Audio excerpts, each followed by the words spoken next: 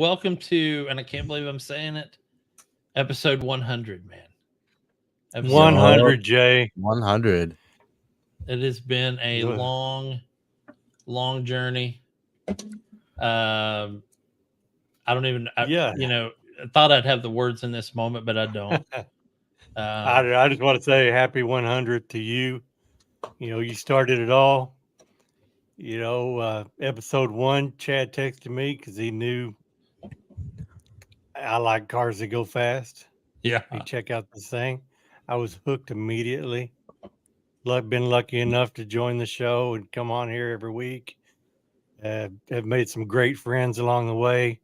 Man, it's been great, man. You're the man who started it all. So happy 100, Jay. Well, happy thank 100. You. Although it started out as just a warehouse conversation between Chad and I. I still remember when you came on the show as a guest wearing that god-awful New York Yankees hat.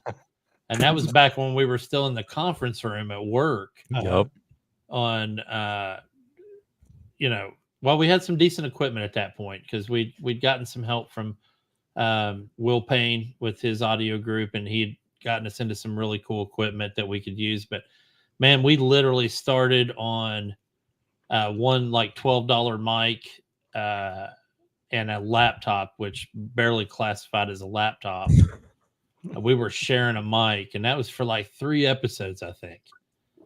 And we finally both got mics, and then Will hooked us up with the soundboard and mixer and stuff. And then obviously the rest is history. We kind of got to this point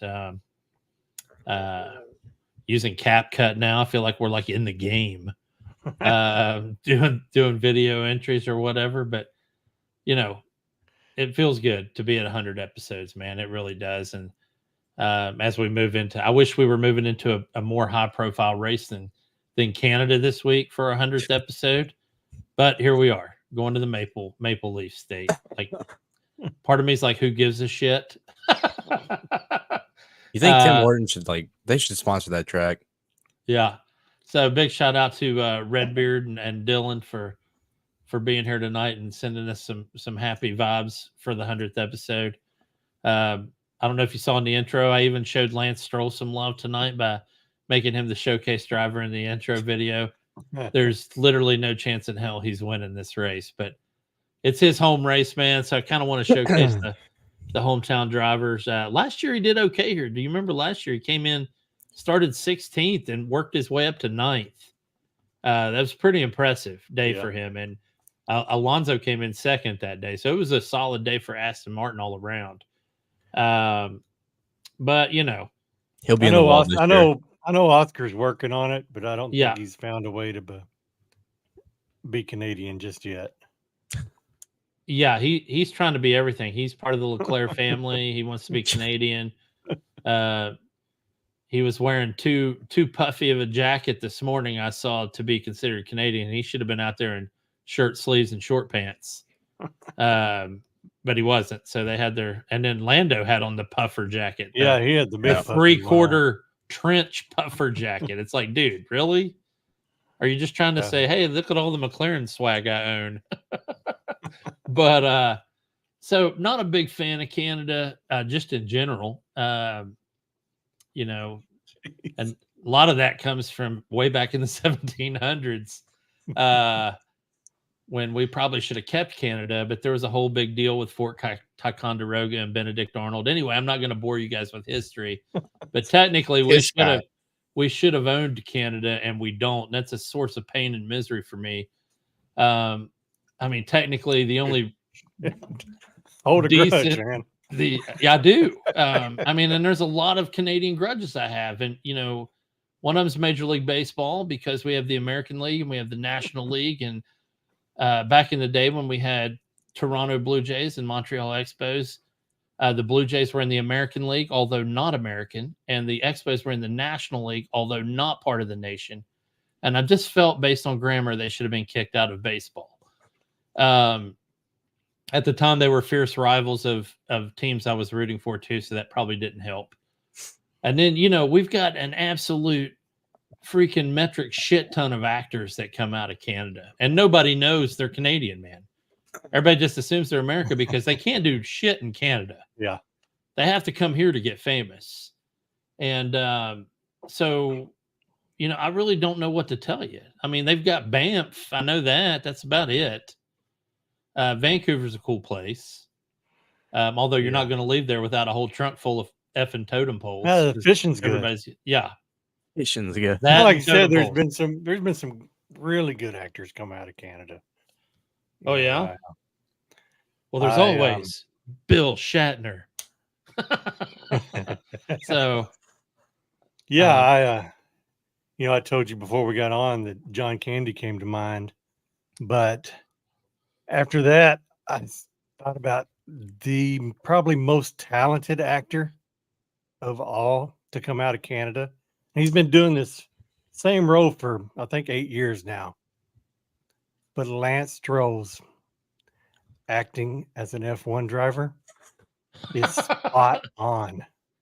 The dude can act. Yeah, I mean, he does freak, as we used to say in the 90s, he can freak the funk as an F1 driver and or perpetrate the fraud of being an F1 driver. That's kind of mean. I'm not going to go there. I mean, the funny thing is, we say any of this stuff and these guys are still top 1% in the world. Oh yeah. Car drivers. Yeah. And next week it'll be somebody else. I mean, I hate to quote Ricky Bobby, but those guys wake up in the morning and piss excellence and we can't even hang on their junk. And I mean, I get that, but he's still, as far as F1 drivers go, shouldn't be one. Okay, you said it. All right. Just to be clear, Jason said that. We're going to note that. He's the one that said it. You put that one in the scriptures. Should not be driving an F1 car. But we do have Canada this week, and I'll go ahead and roll the promo. So this is my biggest problem with Canada, and I kind of alluded to it before we got started with the show. So you go to any small town, and I'm going to use Springfield as an example because it's one of the few towns that is in every state in the U.S., somewhere population between 6,000 and 12,000, and you go to their city park and you build a track around their city park. That's basically Canada. It's boring to me. This is the actual circuit layout. I will say this, it's widely considered one of the best racing tracks on the calendar, and that part I get. But do you see how, it almost looks completely straight, especially Sector 3.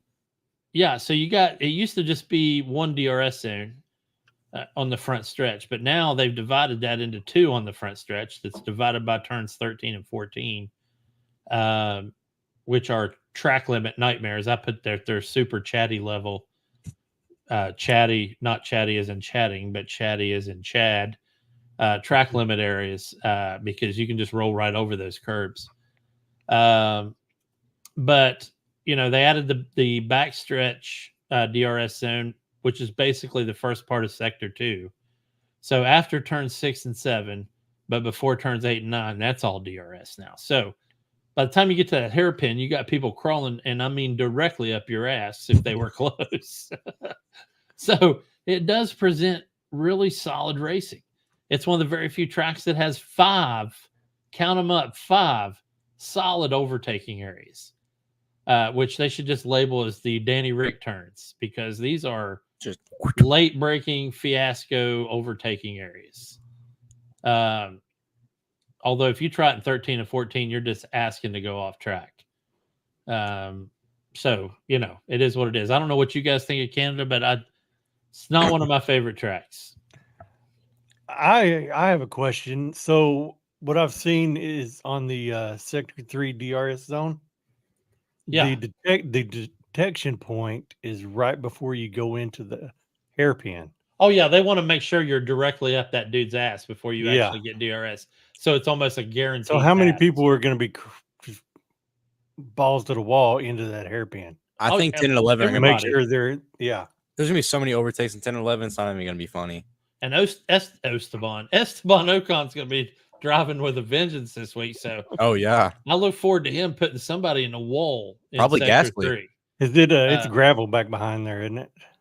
On Sector 3 or back behind the hairpin? Behind the hairpin, right? Hairpin. There's a little bit of pavement, and then yes, it's a gravel trap. Yeah, he's putting Gasly in that gravel trap. Yeah. So anyway, it's it's a unique circuit, to be sure. It's not my favorite one. We're going into a stretch where we're going to have 3 races this month.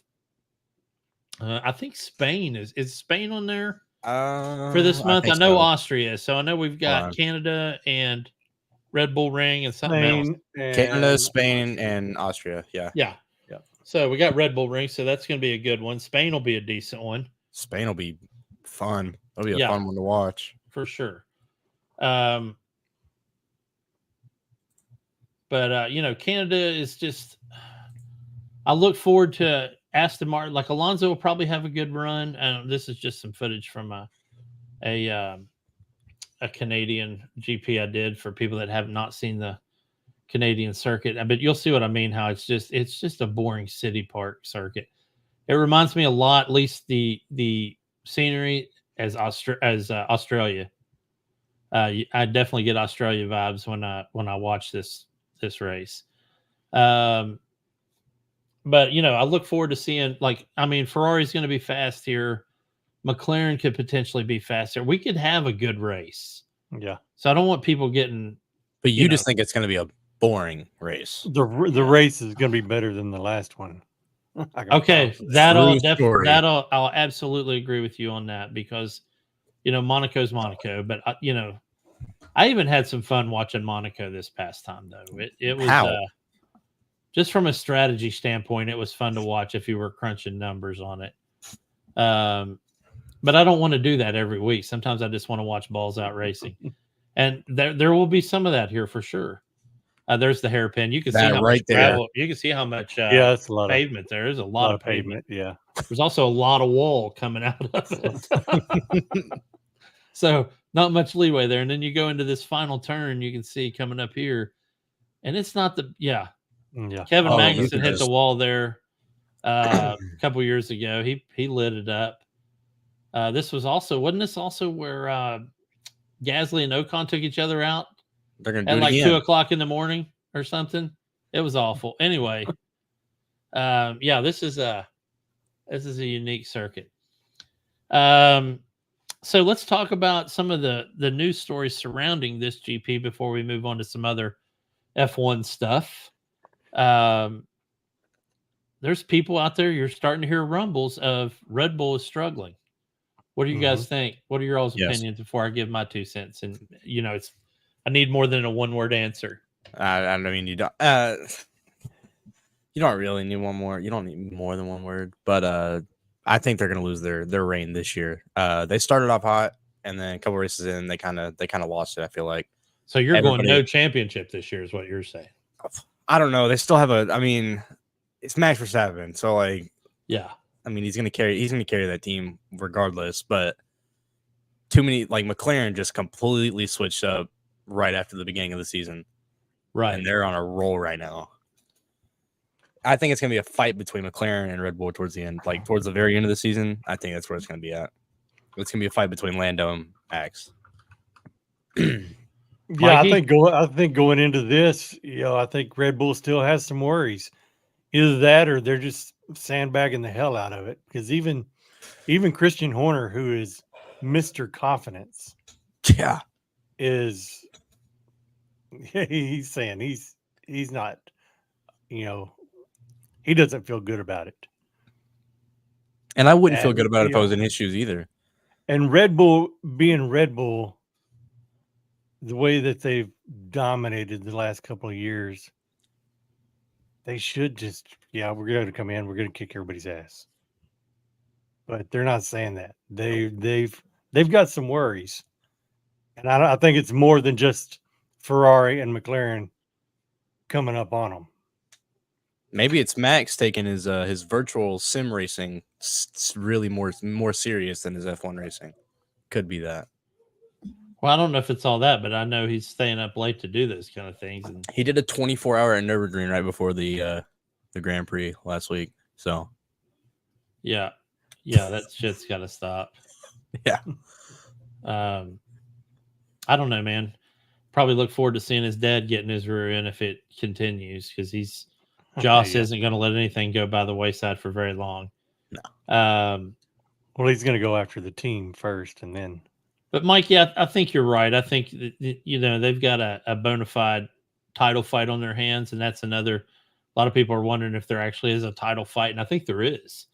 I think Ferrari's coming after him. I think McLaren's coming after him, and I think you look at Aston Martin and Mercedes, more Mercedes right now than Aston Martin, but definitely poised to steal some of those votes if you look at it like an election, where they're going to play spoiler and take some of those points. So yeah, I mean, it could go either way. So speaking of Aston Martin, though, Alonso this week, and Aston Martin, there's people that are saying Aston Martin has fallen off. And I think Alonso made a really good point when he was interviewed on the subject and said, it's not that we're off, it's that the other teams are now where they should have been last year. Everybody was expecting Merc and Ferrari and McLaren to be where they are now last year, which would have put Aston Martin right where they are now. But he said on the same flip side of that coin, he said, we're also not getting better. Yeah. We're kind of just maintaining. And, Yeah. If they want to be solid fourth or fifth, they've got to show progress. Now, my argument that is right there with that guy right there, number 18, is that's a lot of their problem. Although Alonso has progressively, I don't know if you've seen his stats over the past 5 or 6 races, he's progressively placed lower in each consecutive race. And I don't think that's a great telltale sign of where somebody is, but also don't think it shows positive movement. Older though. I mean, he should. I don't even Wow. He's got too much. Yeah. I mean, there goes the young guy going full young guy. I think so. Just like you said, you want to talk about old guys? Shocker. No, but I mean, he is. He's the You're old not guy. wrong. I mean, you're not wrong. Like they shouldn't be putting as much pressure on Alonso, and they just are. Yeah, That's what they want to Alonso carry wants it. their. Well, they weren't expecting to, man. And he said it a million times. He was, and I don't know how many people are big Bull Durham fans out there, but Alonso was supposed to play Crash Davis in this story and come in and develop a young Epi Calvin Nuclealuche in Lance Stroll. And that hasn't happened. No. Lance is out surfing and then showing up for the race and not doing great. And so, we're stuck with Alonso being forced to shoulder the load and you're right, at 43, 44 years old, trying to get out there and run races. And for the record, he's still better than 90% of the guys out there. I think he wants it. He wants the load. Yeah, I agree. I'm not going to disagree. Challenge. Yeah. I think it's just like you said, everybody else has moved forward. They stayed where they're at. Yeah. And I think it's getting frustrating to Alonso. And maybe he's, I think they're just the frustrations of why won't my car perform? Yeah, absolutely. I think that's what tripped him up the last few races. So before we move on to some F1 news, kind of leading into this race, I want to talk about Mercedes a little bit. And I didn't really have them on my agenda tonight, but we had a situation on the radio last week, or we're talking about qualifying, where Hamilton was like, what are you guys just not even, it doesn't bother you that Russell is out qualifying me in every race, and you guys just don't, kind of give a shit kind of thing. And Toto responded with, you've got a situation where you've got 2 drivers and one's leaving the team and the other one's getting tense. And I can assure you that we're treating both drivers exactly the same. And I don't think that's, no. Did you see the video of Toto scooting into the paddock the other day with? No, I did not. Lewis was over off to the side signing Ferrari hats for fans. Oh, you talk about a go to hell look, man. Oh my God. Toto stared a hole right through him. Oh my God. He whizzed by on the scooter and just. Yeah. And you bring up a good point, because I think it goes both ways. You can't expect to get treated the same. Yeah. And then standing over there and also get the fans trying to get them early Lewis Hamilton autographs. But Yeah. You can't say, hey, you guys are treating me like yesterday's news when you're showing you want to be treated like yesterday's news. Because, F1 is a business. Yeah, the drivers are out there to drive for them because they love the sport and it's for the love of the game kind of thing. But there's marketing concerns and there's engineering concerns and all those things that Lewis Hamilton's just completely disregarding to stand and sign Ferrari hats. It wasn't a good look. When you don't drive for Ferrari yet. Yeah. So I'm sure it wasn't a good. Of course, I still remember, was it 2018, 2019? Charles Leclerc, of course, it's not a big deal in this situation, but he was driving for Alfa Romeo and he was signing Ferrari hats. I remember that at Monza. Of course, they'd already made the decision he was going to Ferrari and all that. And Alfa Romeo is widely considered a feeder program for Ferrari. So that's not a huge deal. But you know who's not a feeder program for Ferrari? Freaking Mercedes, man. Not a feeder program. In fact, Mercedes is a team that considers themselves to be fed, not the other way around, from Williams and from Aston Martin and, those teams. So I'm sure there was a discussion. You think? Yeah. He's like, hey, man, conference. How do you handle that, though? If you moved on, we can move on right now. Pack your shit and get out. Well, I know. But who would he go with?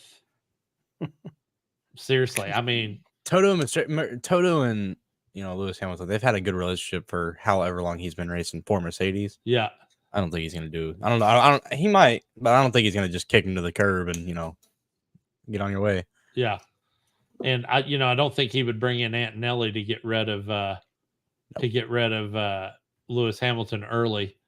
I think what you'd see happen is he'd call Lawrence Stroll up and go, hey, man, can we borrow Felipe Drugovich for a while? Which is Aston Martin's reserve driver, who's already shown himself to be pretty talented behind the wheel of a car. Mm-hmm. Better than Lance? He's better than Lance. Why is Lance racing? Because the owner of Aston Martin is Lawrence Stroll. You got a better driver in the back seat and you're still racing your kid? Really? Man, I got to tell you, as the father of the guy that's literally talking trash down here below me and Mikey, I would say the same thing or he's probably saying the same thing that I would say. He's my son. Yeah, but it's business. I'm not saying I wouldn't pull you aside and slam the door and go, dude, what the actual F? Well, no, but I'm a little smarter. I'd figure it out. Pull your head out of your ass because now you're making us both look bad. But at the same point, I'd walk right out of that room and they're like, hey, how come Jason's still racing? I'd be like, because he's my son. Yeah, absolutely. You can go back to that episode on Drive to Survive when Lance broke his wrist. Yeah. Lawrence was, it hurt him. Yeah, you saw him, but he was tore up. To see his son, in pain. It hurt him. And he said that when they asked him, he's sitting at that table in the interview and they're like, he's my son, Yeah. And, I don't care what anybody says, man, that's going to weigh on you. So, I kind of feel him in that regard. And I try not to take the angle of, I don't care if it's his son, he should get, I'm like, you don't know what you'd say unless you were in that position. You have no idea. And I still don't sit in here. Jason and I would be having some serious conversations, but at the end of the day, I don't know. I don't know. You know what I'm saying? You don't know unless you're there. We don't even know if Lance Stroll wants to stay. We've actually never heard him, say he wants to race for his dad. We never heard that. Because there's a part of him, because sons do this too. All three of us sitting here, one thing we all are. I don't really like doing this. I'm just. We also don't like displeasing our dads. Yeah. Right? So, it's a catch-22 in all regards. But that's a little longer than I wanted to go on the Canadian GP, especially for a circuit I'm not a big fan of. But I don't expect Lance Stroll to win this thing this weekend. I'm holding out for a. I can't believe I'm going to say this out loud. I'm holding out for a Charles Leclerc, Lando Norris. If Lando can take Canada, way, I'll be happy. So maybe even an Oscar Piastri. Not happening. Who knows? So hopefully Carlos can kind of get out of the funk he's in. He might not even be in a funk. It just feels like it to me. Isn't somebody getting? You might talk about this in a minute. Isn't somebody getting benched for this race? There was, which is Jason. Thank you. Very great segue. So let's move on from let's change channels here from the Canadian Grand Prix to Esteban Ocon. Ocon. Yeah. So Esteban Ocon. What I'm talking about. Back of the Ocon, grid, guys. as they call him on Back of the F1 grid. TV. Yup. So Ocon will no longer be racing for Alpine starting next season. So who takes that seat? That decision was made this week. Apparently, he was called to the headquarters to do some simulator training, and then he left without a job. So I'm like, what a dick move, dude. Email the guy or text him and be like, hey, man, you got 2 hours in the simulator today. He gets there, and then you're like, oh, yeah. You don't got a job. Your services are no longer required. And there's going to be a lot of people that say it's literally because of the Monaco Gasly incident. And I'm sure that was the nail in the coffin. Yeah, that was probably the rollover, but I can tell you right now, the team principal at Alpine doesn't take any shit, for one thing. Nope. He likes progress, and when he doesn't see progress, he makes changes. And we saw that when he first took over after Otmar Zafnauer left. But so Ocon, there's a good driver in there, right? He's shown brilliance here and there, but he's not right now. His problem is he hates it. He'd be the one guy that you'd just put on an F1 team by himself. Yeah. He hates everybody. Yeah. He doesn't like driving with nobody. He was absolutely abysmal when Checo was his teammate. Those two were taking each other out constantly.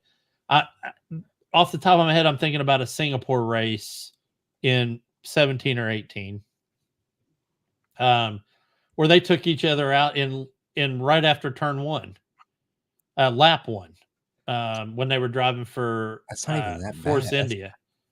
Then he went and he traded paint with Danny Ricciardo for a while at Renault. Yeah, it was awful. And then Renault rebranded to Alpine, and they brought in Alonso to do the same thing Alonso's supposed to be doing with Lance Stroll. And it somewhat worked, but then towards the end of that, Ocon's got this thing where it starts off good with his teammate, and eventually he wants to let them know that I'm the better of the two. Yeah. And if you don't let me show that, I'm going to take us both out. Which he had Danny Rick and Fernando and Alonso as teammates, which correct. He's not better than at all. So he's had Checo, Ricciardo, Alonso, and Gasly as teammates. And he's outperformed Gasly, but again, Gasly's a guy where there is a great racer in there. Yeah. But I think he's actually being held back by Ocon.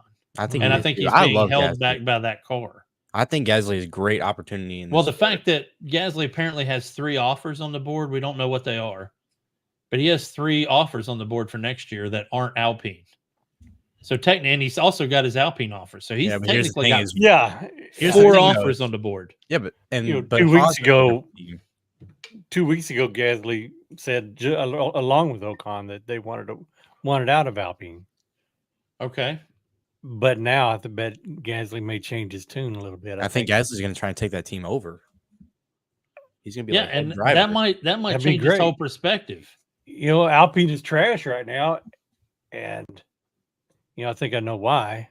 Yeah, I think it's that investor group, and Travis Kelce's involved in it, and so it's the Taylor Swift effect that turns everything into garbage. Everything she touches doesn't come out better. Are you seriously butterfly affecting Alpine by suggesting that it's all Taylor Swift's issue? I am. Like she's type of. She is. I think that Doc Holliday, but I believe I'm Mikey on this one. Then again, she may be the Antichrist. She's a cancer to sports. I'm telling you. I think this investor group is also a big reason for Ocon's departure. Right now they're getting no return on investment. Yeah, and for a while. I don't know if you watch Wrexham FC on Hulu, but I can tell you for a fact, and I can't speak for Russell Williams and all those other people involved, but Ryan Reynolds and what's his name, McElhenney, They do not play around. They literally cleaned out the clubhouse at Wrexham to get people in there that could do the job. And for the record, they were 100% successful. It started out rough, but they were 100% successsucall. It's working now with that team. And I think they're thinking that they can, flip Alpine like that. What's it called? That thing in the bottle? Whatever, magic in the bottle or whatever. Lightning. I think they can find that lightning in the bottle again with Formula I think One. they can too. Once they, I hate to bring up the family atmosphere that McLaren shows, but I think Alpine can make some moves to make it a pleasant place to work. You know what I mean? Yeah. Now that Ocon's out of the way, and that goes to my question here: who takes that seat? I know who I think would be best, but I'd like to hear what y'all think. Well, I'll tell you what I think, and unfortunately, it's not my thought. It's not an original thought, but I know that one of the top contenders for that seat is Valtteri Bottas. I would love to see Bottas. I would love it if he was. He's one of the top contenders for that seat. I think him and Gasly would be. I low key think they would be good teammates. I think I've got a better teammate for Gasly though. Who? Yuki Tsunoda. Oh. Okay, so they already like each other. Him and Gasly are best friends. Yeah. But they still got into it a little bit. And Yuki's on the with track RB with Cash App.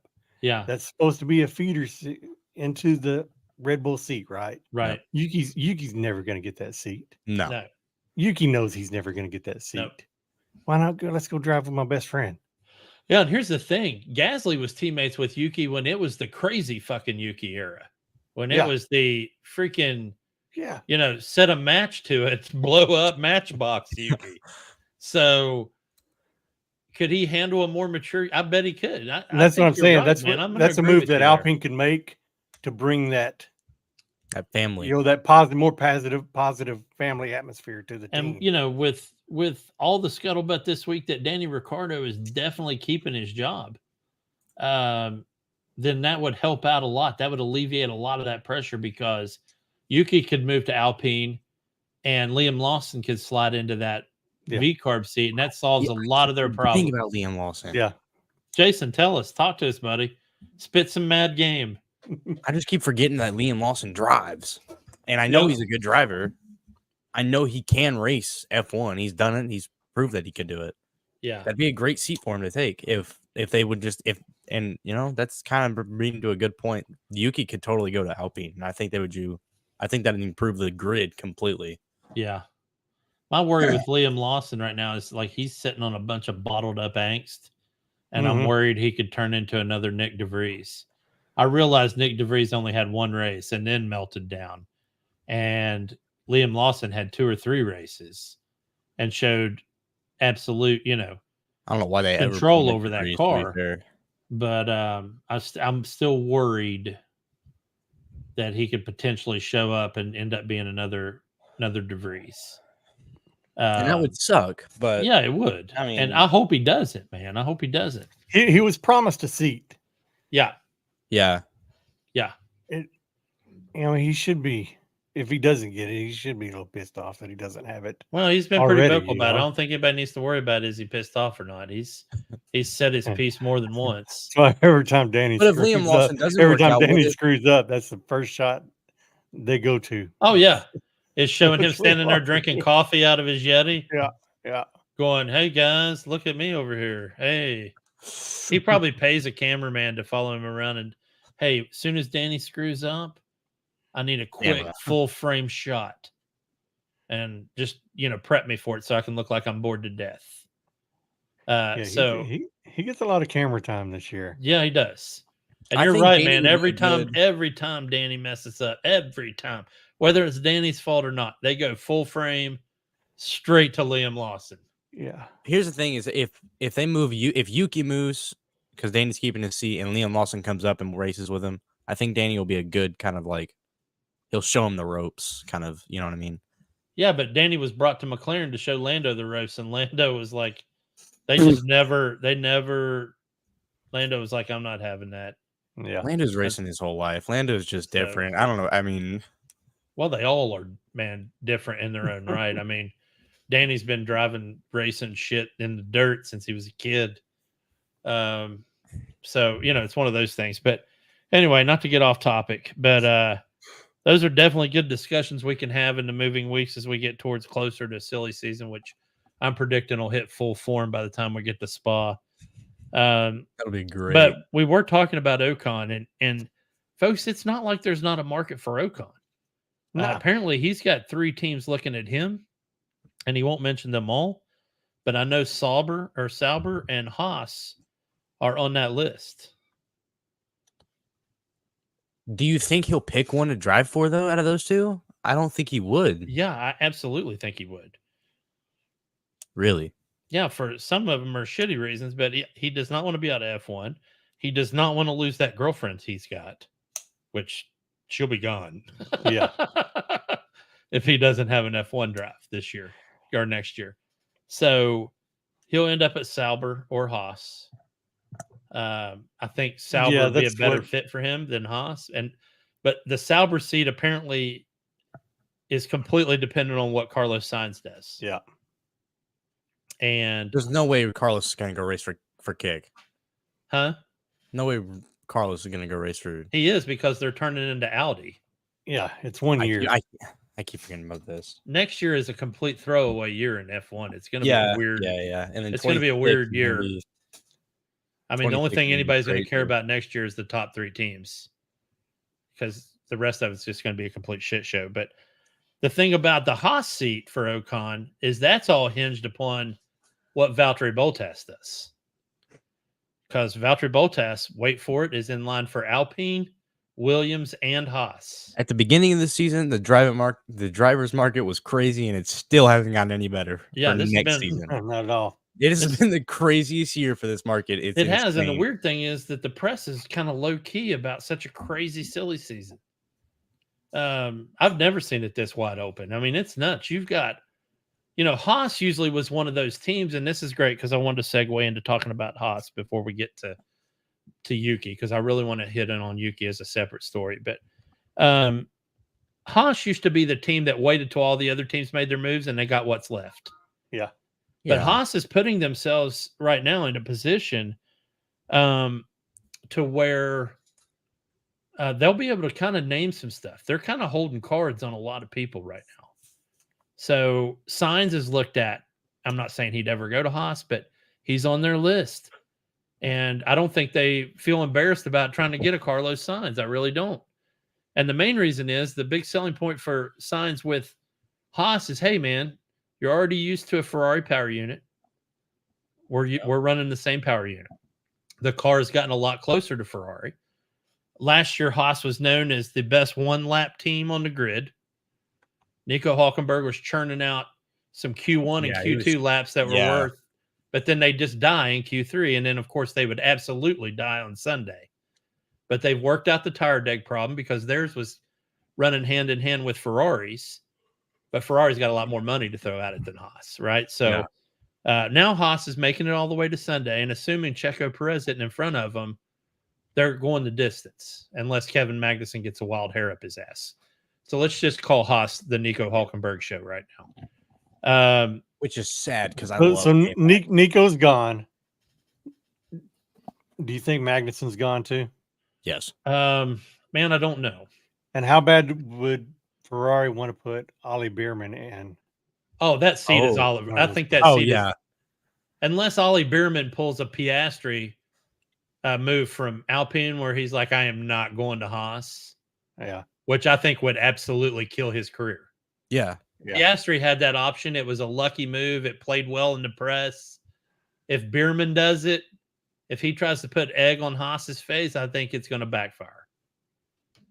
I think he's going to get a call from Gunther Steiner. So, yeah, I think Mikey, you look like you don't really agree with me. Oh yeah, I totally do. I think I think Bierman should be in that. I think it would be a great move for him, but I think he needs somebody with experience alongside. I'm just saying, man, your face just now looked like when I go, Alex, we're having Brussels sprouts for dinner. And you were like, I was piecing together a Yeah. thought. No, I think it'll be a horrible move if he doesn't, because I think that seat's going to be guaranteed to him, regardless. So how old is he? 19? He's Yeah. he's pretty Yeah, young. you take that seat. Literally, yeah. I mean, It's you called easy absolutely money. take that seat. Piastri's not 19. No, I mean, he's not much older than 19, but he's he's not also in the 19. Leclerc family, so I don't think he really had to worry about it. He's also a member of the Leclerc family. So Piastri, it was one of those things where he could put egg on Alpine's face because he had Zach Brown back in his play. Yeah. If Bierman turns Haas down, I don't think Ferrari's going to back his play. He hasn't, he Yeah. raced in one race. Granted, he's still in line for the drivers' championship after one race, but He's actually tied with Hulkenberg. yeah. So I get that, but it's one race. Okay, let's not act like he's the second coming. So I think if he gets offered Haas, he takes the Haas job. Yeah, it is a totally different situation. When Oscar went to McLaren, Danny was on the way out in the ugliest fashion ever. Yeah, Yeah. And so it was a horrible time for Danny. So in his that career. was a big distraction from the move that was made to bring in Oscar. Yeah, but here's the thing: Oscar was saved a lot of stress because Danny shouldered a bunch of that, man. Yeah. He shouldered a lot of that press. He shouldered a lot of that, and it probably made the transition for Oscar a little bit easier, I would guess. Unfortunately, it was, at Danny's suffering for that one because, man, he paid the price on that one bad. Yeah, he did. It was ugly, and a lot of it was his own fault. So a lot of it was, self-inflicted. I'll say it, and I've said it a million times. Leaving Red Bull was the worst decision he ever made, and I think he knows that. Wasn't that Max's fault that he left, though? On this show right now, I think he would agree with me. What's that? That was Max's fault that he left, though, because they couldn't race with each other. Well, I think, I think a lot of it was contract. I think he learned how much Max got in his contracts. I think, and Danny at the time was still very young. I think a lot of that had to do with money. Yeah. And we'll never know, dude. We're not in those rooms. The only thing we can do is just take guesses. Guesses, yeah. And you can't use Drive to Survive as an accurate source on what happened in that situation because, anybody, Mikey's, my age, so watching the MTV's The Real World, that you weren't getting the whole story growing up. So reality shows are never a good basis for that. That's not saying Drive to Survive isn't a good show because oh yeah, it's fabulous. It's fantastic. But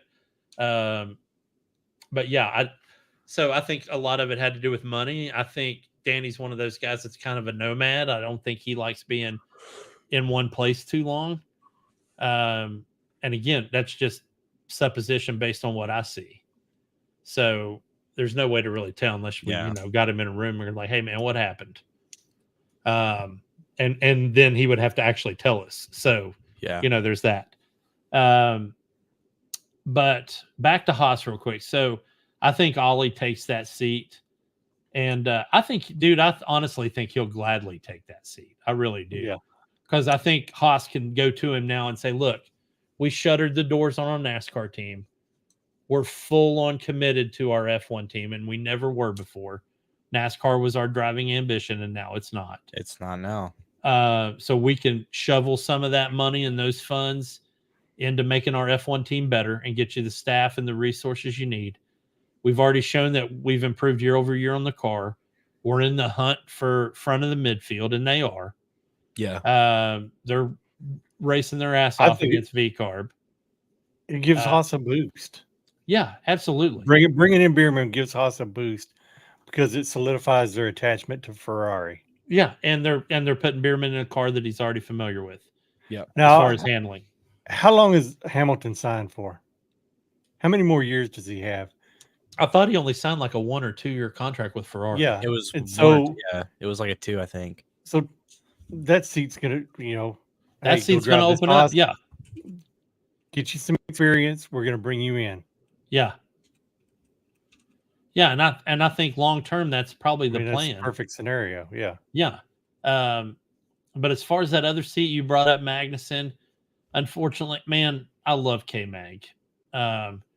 maybe they use next year since it's a throwaway year and bring in the young kid and go, hey, look, It's 2 years. you need to outperform Bierman if you want to keep this seat, and just make it that, and he'll get one more year and he can freaking sunset out, right? Lewis Before has they bust into the new regulations. Lewis has a guaranteed 2 year with Ferrari. Okay. Yeah. Thank you, guy in the chair. Appreciate the stat find. That used to be Eric back in the day. Yeah, no Fun shit, fact. right? But yeah, I think Magnussen maybe gets another year. And I mean, and if he doesn't, then you're looking at either Bottas taking that seat, possible Ocon taking that seat, and that fills up Haas. So either way, I think Haas is fine as far as getting people to drive. So the other thing that with Alpine that you got to look at is their reserve driver, Jack Doohan. Mm-hmm. Jack Doohan is a solid driver. He's good he's good on the mic. Interview wise, he handles himself well. So that's a possible Alpine seat filler for Ocon. There's another person that's been named, and I hope to God this isn't it, but Mick Schumacher has been brought up for Alpine. Yeah, I'm grunting too silently. That's the other. Yeah. Might as well just bring Latifi back too. Yeah, But here's him on the grid. Mick's driving for Alpine's World Endurance, isn't he? Mick? Yeah, and I saw Yeah. today where he may have an offer to go to Indy. Wow, a Schumacher at Indy. Wow. That'd be crazy. So now we get Grosjean and Schumacher wrecks every week. Yay. Awesome. Good times. Although I'm not going to go off topic, but remind me to talk about this when we're done with the show tonight. But the 79,000 caution flags at Detroit for IndyCar. Oh my goodness. Yeah, we'll talk about that later. So anyway, that's Ocon, and we've talked about Bottas, and I think Gasly's staying with Alpine. I don't think he's going to move. I think we talked about Haas getting, on the up and up. But let's move on to VCARB, because silently VCARB is sitting in P6 in the Constructors Championship. And I'd say 2 years ago, if you'd have said, hey, are the top names in front of, or are the names of the constructors in front of VCARB going to be Red Bull, Ferrari, McLaren, Mercedes, and Aston Martin, I'd have laughed at you, because I'd have been like, well, Haas is probably going to be up there, everybody.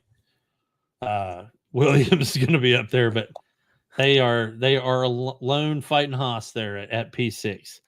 And a lot of that has to do with Mr. Yuki Tsunoda, who has literally Carried that turned team. his whole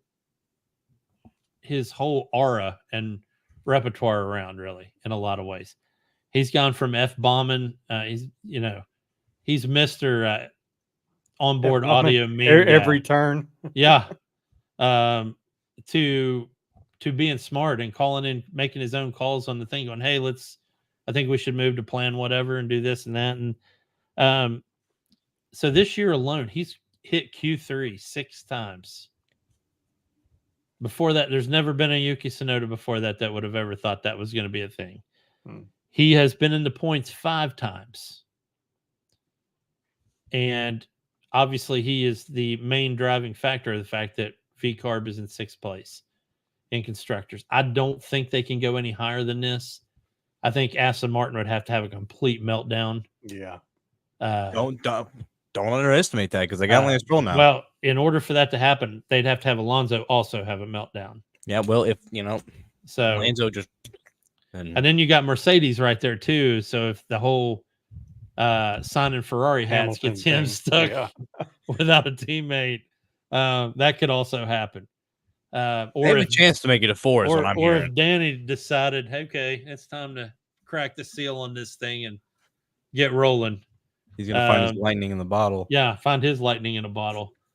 Then yeah, I think Danny could help boost them up.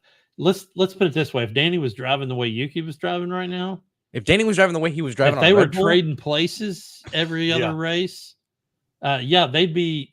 Aston Martin would be on their heels trying to stay in 5th.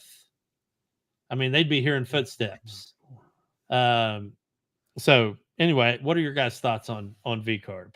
Because to me, it's one of the most exciting teams that nobody gives a shit about. I think you're exactly right. Yeah, I 100% agree with you. If Danny was driving like Yuki and scoring like Yuki, then Aston Martin would be behind him. Oh, you Yeah, think yeah. so? Yeah. They'd definitely be behind. Yeah. Both of you think that? Yeah. Okay. What is doing the math? Yuki's got 24 points. So they'd be Times two, sitting that's at 48. 40. They'd be 4 points up on Aston Martin. So Aston Martin sitting at 44. And how many points Yeah. behind Mercedes would that put them? Another 44. Wow. Another 50 something. Oh. Okay. Well, guys. So moving on to some more fun stuff. F1 24 was released last week. Great game. I do think it is a step in the right direction as far as simming the world that is Formula One. It was fun to see the new cars and the new liveries. I think that, and just for my own quick 10-second review, I think the handling actually took a step back this year. Really? The presentation took 10 steps forward and the handling took like a half a step back. Career mode is great. Makes you really feel like you're part of the team. They have the secret backdoor meetings now, and that part's kind of cool. And I haven't got to experience any of that yet. But the cool thing was that it offers the option to do league racing. So we started a fuel pod F1 league on there. Right now there's only 3 drivers. So unfortunately we have to deal with AI for the other 17 drivers. We're trying to add more people. But we had our first race. We're only doing a 12 race season, starting with Austria and ending at Coda. But we did our first race, and Mr. Chatty H, took the first race at Austria. Yeah. So Jason had a freaking blistering quali lap, and like you did the fastest lap I've ever seen a real person do. It was a 1.6.87. Yeah, something like 106 something. Which I've never seen. The fastest I've ever done is 107 something. But anyway, I spun out, I think it was lap 2. I spun out in lap 2, or maybe lap 1, who knows, but it was turn 7. Back end got loose on me and I spun around. Kind of a rare mistake for me, but it sucked. And I ended up falling back to 20 and working my way back up to 2. But it couldn't catch Chad after that. I tried to undercut on the pit and lost it. Yeah. So, I pitted way too early for rain tires. When yeah, we Mike, really and need Jason to. fell for the hole. It's barely raining. I'm going in for intermediates. Yeah. And then he started burning out intermediates because it got dry almost immediately. But he's going to overthinking. Well, yep, that's exactly what happened. I will tell you this: he's going to be whipping our ass within probably 6 or 7 months. Chatty and I are going to just be praying for podiums at that point. But our next race is at Imola, so we're looking forward to that. Y'all are wiping me on Imola, so if anybody gets F124 and wants to be part of it, just let me know. We'll work you in. We'll add some more races so that we can increase points to give you a chance at it. But that was that. And then fantasy, of course, moving into Canada. This is the same slide from last week, simply because catch a break.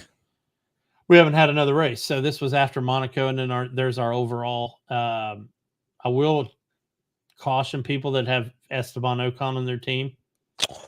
Oh, you're so right. Yeah, and I shouldn't, since I'm playing as well. And you're so right. I should want you to leave Ocon on your team. Thank you. But he's going to be driving pissed off, which I don't think bodes well for a few drivers. I don't think it bodes well for Yuki, Danny, Pierre, or Lance Stroll, because those are the people they're going to be racing with. I don't think it bodes well for any of those drivers. So if you have any of those drivers, drop.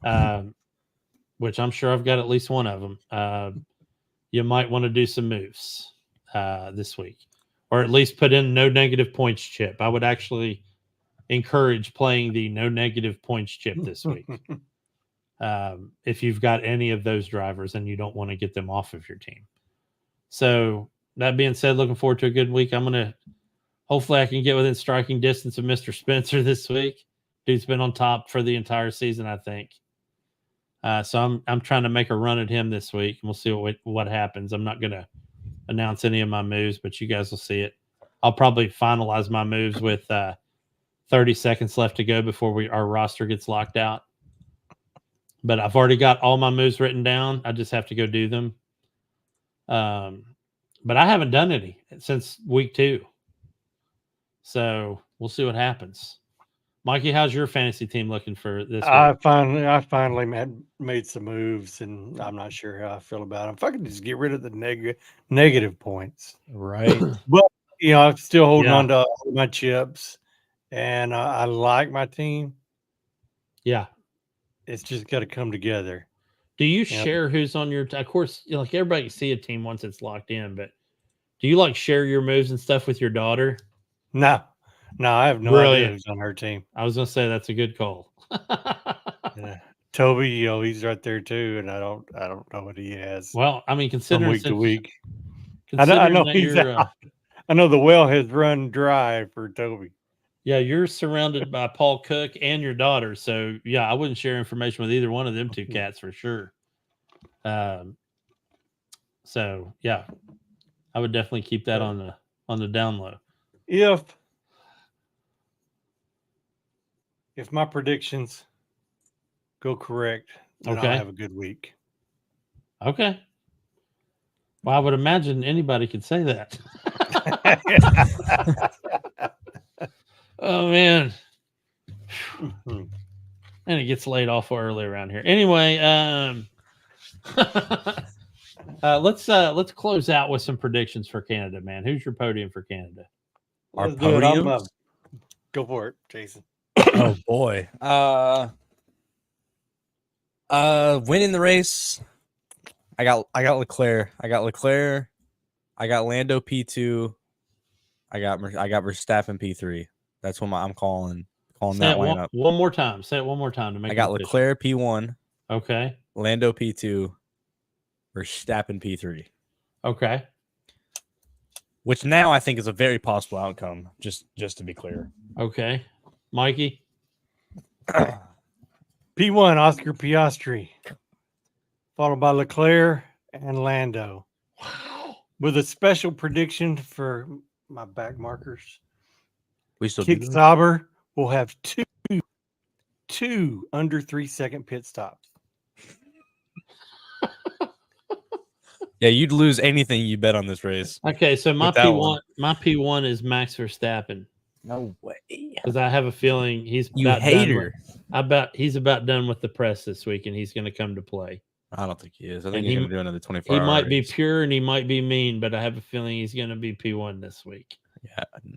My number 2, my 2-3, I'm going to go try box on this one. And say Verstappen up front, and then Leclerc, Lando 2 and 3.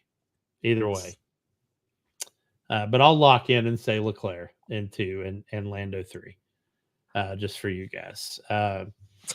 I'm predicting DNFs for Ocon, Gasly, Stroll, Ricciardo, Tsunoda, and Logan Sargent. Jeez. 15 people will finish this race. I'm calling Alpine to be completely out of the race. And driver of the day will be the safety car guy. So he'll probably get the most driving time. Yeah, he's going to get a lot of driving time. I have a feeling. Now, watch what will happen. It'll be completely the opposite of that. It'll be a flawless Everybody's race. going to finish. Logan Sargent's going to get P1. Yeah, okay. Yeah, he's going to win. Because Lance Stroll's going to get P2.